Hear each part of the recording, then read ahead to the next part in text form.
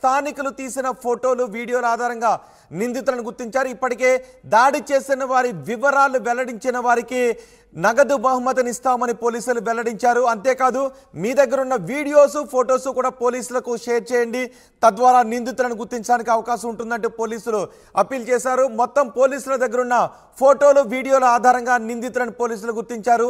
రాయి విసిరింది సతీష్ అనే వ్యక్తిగా పోలీసులు గుర్తించారు. అజిత్ సింగ్ నగర్ వడ్డెర కాలనీకి చెందిన సతీష్తో వచ్చిన ఆకాష్, దుర్గారావు, చిన్న, సంతోష్లను పోలీసులు అదుపులోకి తీసుకున్నారు. సిట్ పోలీసులు అదుపులోకి తీసుకున్నారు.